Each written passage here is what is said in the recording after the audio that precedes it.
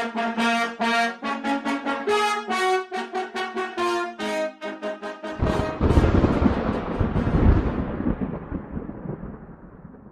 up, guys? We're back again, 3 weeks in a row.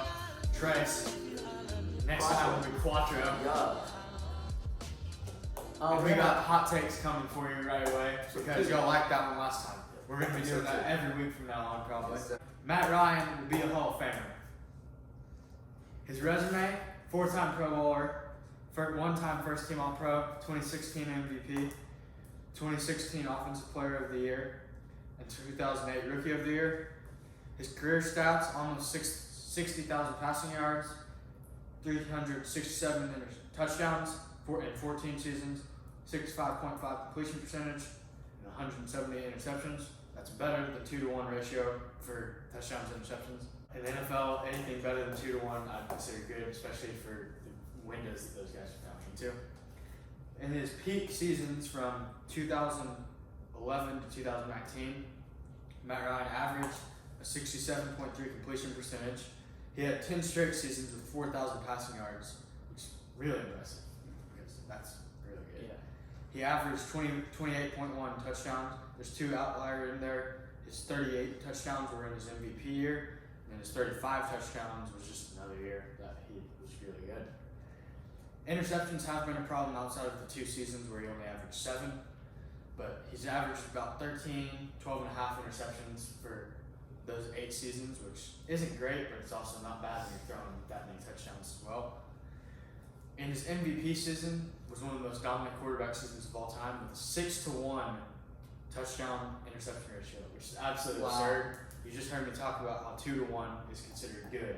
That was 6-to-1, which is absolutely absurd. Led the league in completion, and in his worst season, 2020, when they went 4-12, he was considered the reason they went 4-12. He led the league in completions and had 4,500 yards. Compared to this guy and Sonny Jurgensen, who is a Hall of Famer, and yes, he played from 1962 to 1980, 18 seasons, only 57%. Back then, they didn't throw as much, but if you did throw, you expect them to be completed. 57% is terrible. He also has a 4-to-3 touchdown interception ratio, which is terrible. Considered, we already talked about how 2-to-1 is considered good. And in 1962, he had 22 touchdowns with 26 interceptions. My counter argument to this is, how many Super Bowls has Matt Ryan won? Okay. Super Bowls don't matter. Super Bowls don't matter. So he's not a winner then. Well, I don't want a quarterback that's he's not throwing for 4,500 yards and going 4-12. Yeah, he doesn't really have good support behind him. Outside of that 1 year, they have not had it. I mean, he had Julio Jones in his prime. What else he won? I hate the good defense. I hate the saying of rings is like all that you're gonna die on that hill. No. Matt Ryan is in the Hall of Very Good, and I think that saying that this guy who's trash that made the Hall of Fame on a deck of voters that are probably well into their 90s now, at least. That's just an unfair comparison. You're making the case for Baker Mayfield being in the Hall instead of Ryan. It's not that bad. It's that bad.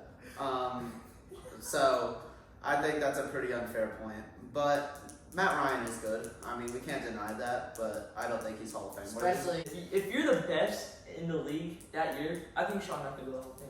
For 1 year? Well, not for 1 year, but like he Okay. That's a terrible take. Just for example, Dak Prescott went 13-3. Shut up. And so you think he should go to the Hall of Fame right now? No. Well, I You think Lamar Jackson's a Hall of Famer? He was unanimous MVP in 2019. Who are guys that you would say Philip Rivers will be a Hall of Famer? I agree. Yeah. I would say he and Matt Ryan are on the same level, Yeah. and Matt Ryan has an MVP. Philip Rivers does not. I think Philip Rivers has the sustained success for a worse team, and he also had a top running back. I mean, that doesn't really help him, but that was only for like 6 years. he took over Drew Brees' job, and I think he made them better. I agree that Philip Rivers will be a Hall of Famer. He has some.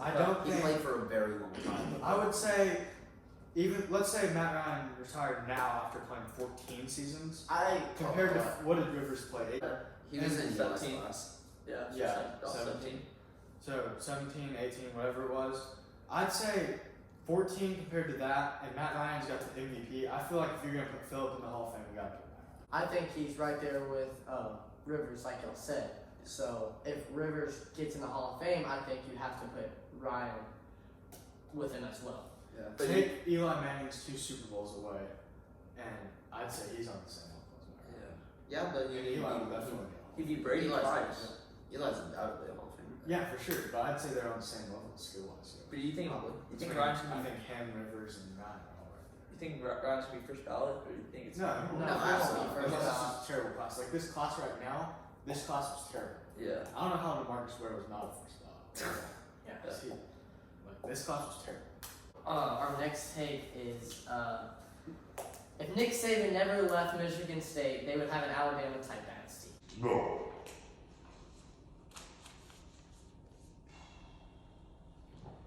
He was head coach there 4 years before he left. Led MSU to a 34. What years were these? Huh? Like 90. 95 through 99. Yeah. He led MSU to a 34-24-1 record. It doesn't seem so well. Led them to 3 bowl games. Also, his last season led them to a 9-2 record. And I think with Saban, I mean, he was only there for, 4 years? So the recruiting class didn't get to his peak, I feel like. Because I feel like recruiting takes a bit of time, 5-6 it years takes at least, yeah. to get up there. Unless you inherit. a program So that was I feel like Yeah. also if you look at his last season, he was 9-2. you so can tell that you he started can- to turn things around. Yeah, you can build off your previous season. Especially 9-2. That's So I mean, I think if he never left Michigan State, I think they would be up there. It with wouldn't him. be an Alabama dynasty, but I could see them definitely having 2-3 national. I mean, championships I'd say him like since- one. since the decade, since the millennium. I think it's hard to say because he went to 2 other And teams Michigan to State coach just doesn't in have a between. big draw. Yeah. He went to 2 other teams before he went to Bama, and I think he kind of built up his legacy at LSU. He could have brought in players that he could have brought in. I think I can agree with that for sure, but like it's just so hypothetical, and there's so many different factors that can go into it. Like, Michigan I got State a doesn't question. have a big draw. I'm not a huge college football person, but I would like to ask, if he would have stayed at Michigan State, would he have gotten like the reputation for recruits wanting to go there, Yeah. like he did after being at LSU and Miami? I think that's why Alabama got so good. But would he get that same reputation if he stayed at Michigan State the whole time? I think so because let's look if he built the records there. Yeah. 9-2. Let's say next season he goes 8-3. Yeah. Something There's like definitely that. Something to build. I like winning. I feel like winning also builds it. But think about the teams he's gonna play in the early 2000s. You got the really good Miami. There's so many good teams. There was. You got Ohio Ohio State. I mean, that's a good point. Oklahoma, LSU was good, like even without Saban. All right, but they weren't. They weren't in the Nebraska. same. They weren't in the same. Nebraska. They weren't in the same conference. As Bama? No, I'm talking about Michigan State. Those teams that you're naming off. They weren't in the same. Yeah, conference. other than Ohio State. Yeah. Okay, but just think about who they play in, let's say Orange Bowl or the Natty. I don't think they would have competed. I think That's like 8 years later. We don't know what Yeah. recruits he could have gotten. Like take off, let's say 2 recruits on each of those teams and put them on Michigan State. That's a pretty big difference. yeah, that is. But there's just so much that goes into that it's hard. You can't say anything for sure. My hot take. This is someone else who said this to me. Shout out Coach Ryan. He said this before our last podcast. The Rangers will make the playoffs. Rangers are currently 3 games back of an AL wildcard spot behind Angels, Rays, and Blue Jays. That is some great That's bubble that. Yeah. We're in the bubble with guys Blue Jays- who are Blue Jays favored to are make it up. out of the AL, and the Blue Jays. Angels have the 2 best players on the planet. Yeah. The Rays are great every year. And here's some teams that we are better than currently. We are better than the Mariners. They had a huge offseason. This is record wise. This isn't happening. I think we had a big offseason too. We are, Yeah. and we are, and we have a better record than ALCS team last year in the Red Sox, and we have a better record than the White Sox. White Sox are also a very good team. The White Sox They're- are pretty good for a long time. Yeah. Yes, they are very solid. There's an expanded playoff bracket this year. There's an extra wildcard team. There's 3 wildcard teams. With an expanded wildcard, we are 3 games back behind the Astros. I can't even argue. Like, We have currently the best pitcher in the league, ERA wise, Martin See, Perez. hold up. If let's say we're 8 games back at the trade deadline, I feel like that's pretty realistic. We're gonna be somewhere around that. But I feel like it's still like we just got. I We will. don't think we're sellers. We will. I- Alright, look at Lynn. Look at Lynn. Don't you remember Lynn? I mean, look, But we weren't even contenders, but here's the difference. What did we do in the offseason before? We didn't spend the most money in the league with that offseason before. We're looking to win. We're not going to get in a position where we're kind of on the bubble to make the playoffs after spending $500 million in free agency on 2 players and then go shop our ace pitcher. I don't think we're going to do that. Our star second baseman that we spent a bunch of money on, Marcus Semien, he's been terrible, but he's heating up now. As the team has started to heat up, we almost completed a sweep on the road. We have been a great road team this year. We've shown to be a good home team this year.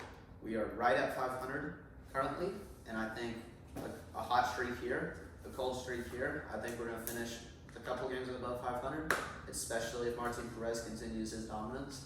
I mean, I can see him finishing an under 2 ERA. I mean, he has been fantastic. I agree with you. But I feel like if we do,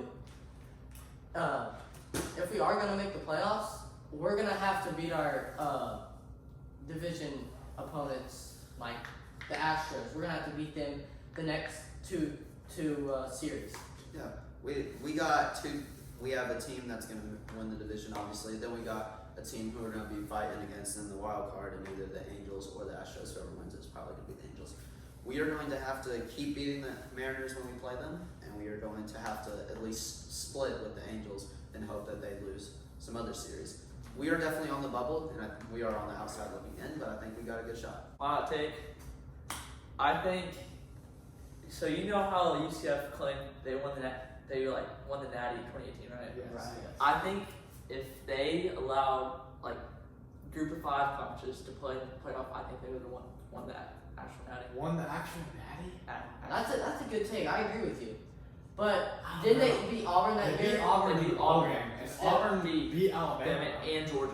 and Georgia both. Yeah. I feel like you can't base Auburn, you can't base Auburn being Alabama. Okay, but like, just look how they dominated the conference. Like, of course you'd say, okay, yeah, it's a bad conference. They No. dominated.